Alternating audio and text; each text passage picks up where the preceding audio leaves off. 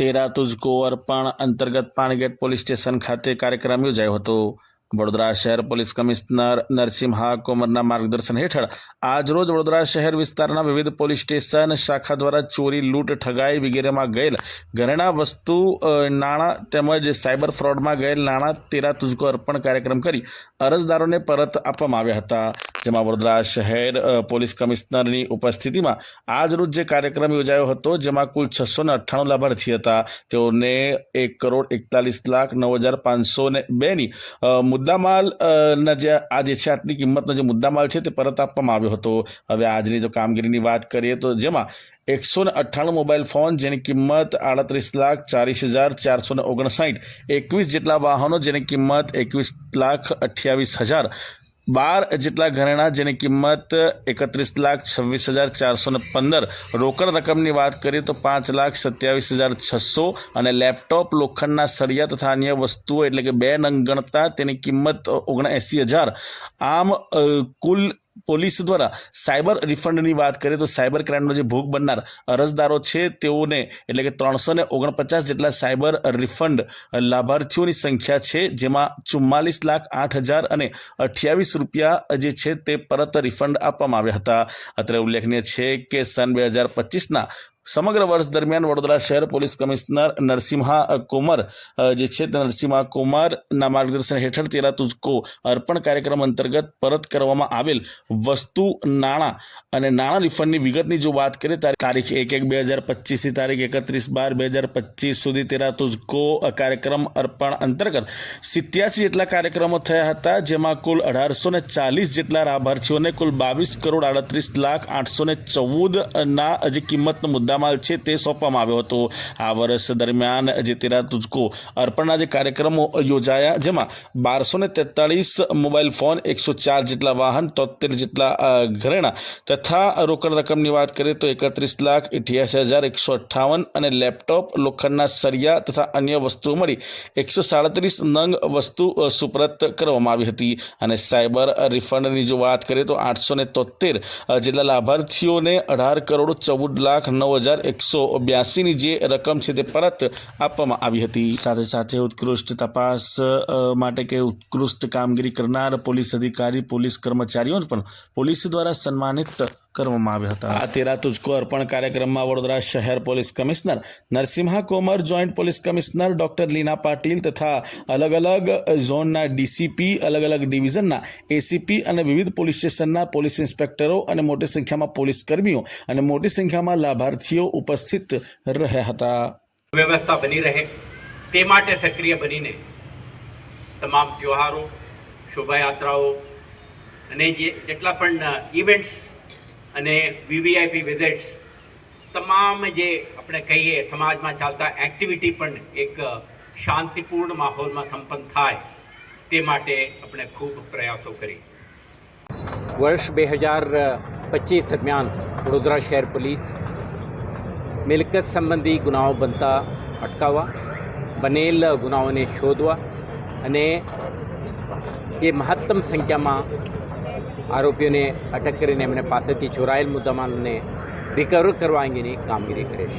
આના ભાગરૂપે આપણે પ્રિવેન્ટિવ કેટલાક મેજર્સ આપણે લીધી। એના ઉદાહરણ તરીકે આપણા આકા સિટીમાં વિશ્વાસ અંતર્ગત 650થી વધારે કેમેરાઓ, વડોદરા મ્યુનિસિપલ કોર્પોરેશનના 2000 જેટલા કેમેરાઓ અને પ્રાઇવેટ એસ્ટાબ્લિશમેન્ટના પણ કેમેરાઓને ઇન્ટિગ્રેટ કરીને કમાન્ડ એન્ડ કંટ્રોલ સેન્ટરથી આપણે મોનિટરિંગ કરીએ છીએ। સાથે સાથે જે હિસ્ટ્રી શીટરો છે, જાણીતા ગુનેગારો છે, એવા આરોપીઓ લગભગ 650 ઉપર આપણે મેન્ટર પ્રોજેક્ટ અંતર્ગત 1-to-1 એમના એક્ટિવિટીઝ ઉપર મોનિટરિંગ કરી રહ્યા છે। આજની તારીખે 7% બાકાત રાખીને તમામ આરોપીઓ આપણા રડાર હેઠળ છે।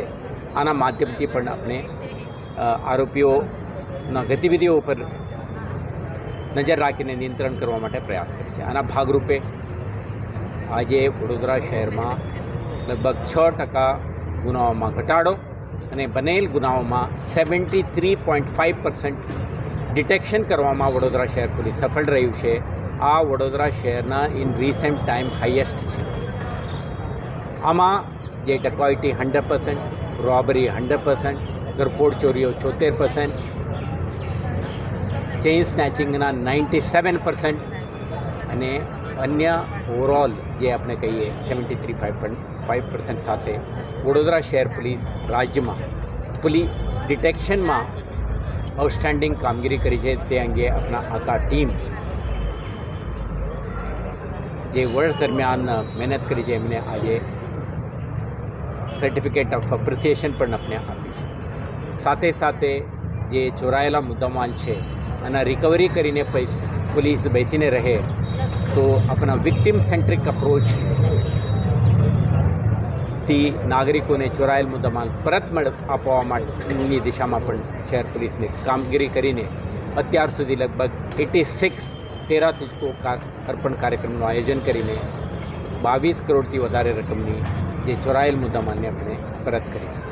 જેમાં mobile phone, motorcycle, jeeps, gold and silver jewellery, cash અને અન્ય મુદ્દામાલોનો સમાવેશ થાય છે. તો શહેર પોલીસ તરફથી જે સિટીઝન સેન્ટ્રિક અપ્રોચથી પ્રિવેન્શન, ડિટેક્શન અને આજે એમને પરત આપવા માટેના આપણા પ્રયાસોથી આપણે જે પીપલ આજે તમે સાંભળ્યું પણ જે અપ્રિસિએશન ફ્રોમ ધી પીપલ આ પણ આપણા માટે ગર્વની વાત છે.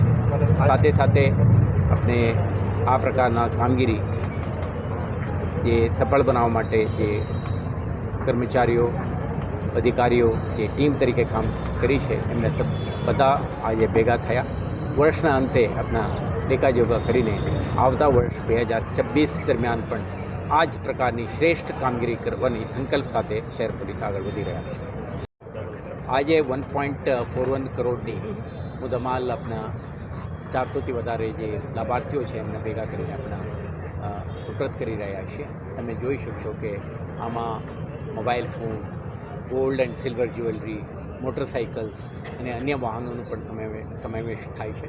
લોકો ખૂબ ઉત્સાહથી અને સેન્સ ઓફ સેટિસ્ફેક્શનથી પોલીસના કામગીરીને એપ્રિશિએટ કરીને પરત મેળવી રહ્યા છે. સર, આપણે વાત કરી કે 22 કરોડ રૂપિયા ચૂકવ્યા છે લોકોને.